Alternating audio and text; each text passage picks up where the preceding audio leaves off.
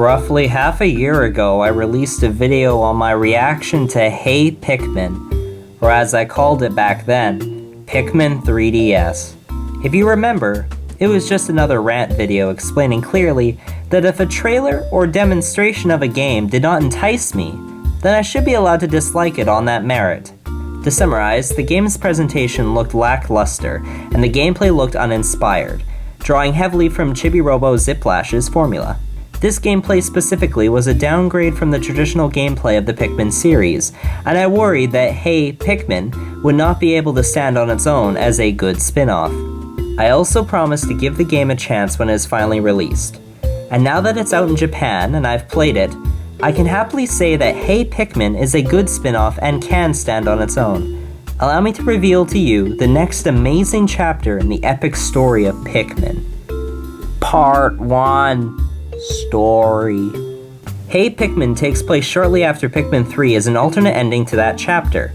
It immediately shows major differences to the original ending when Olimar defeats Louie and the Plasma Wraith all by himself without the help of the Kopite captains. From here, Olimar returns home with the Kopites just like the original game, but fans of the series have probably already picked up on the minor changes to the style and presentation of the game.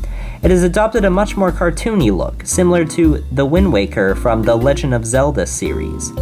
Olimar looks visually younger and more built than his previous incarnation. Never fear, however, because personality-wise, this is the same space dad we all know and love.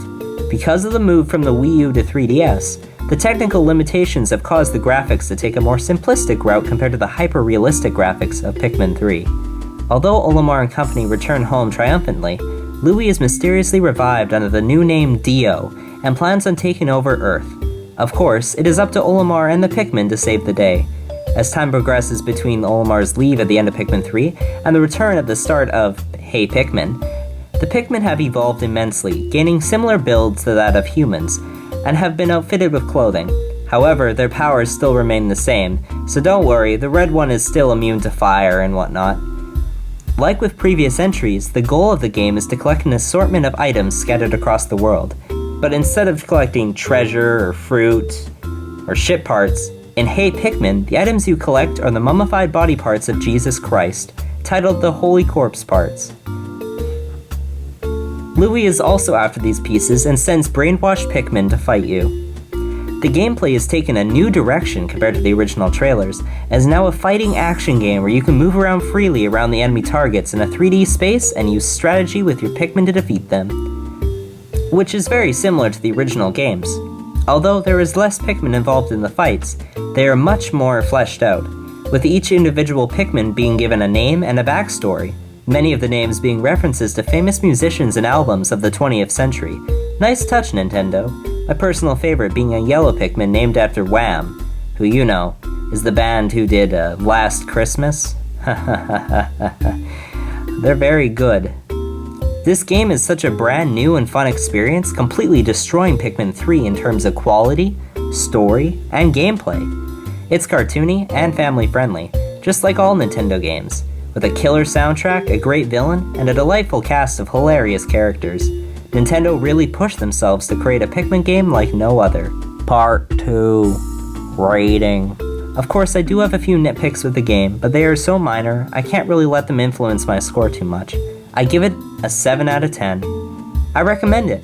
However, the version I was playing was the Japanese version, and it featured full voice acting.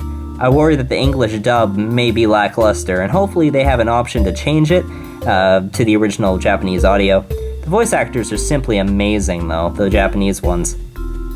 That is all from me, and go play Hey Pikmin when it's released in the West, and tell me how you think down in the comments below. Also, this whole video is based off of a YouTuber, their name is Adam West Slapdog, rest in peace Adam West, unrelated. The video is titled Chibi Robo Ziplash Review, A Powerful Tale About Motherhood and Disability. The link is going to be below. Thank you all for watching, and honestly, go play the game for real, and create your own personal opinions on the game before you jump on any bandwagon hating or praising this game, okay? So, yeah. See ya, bye!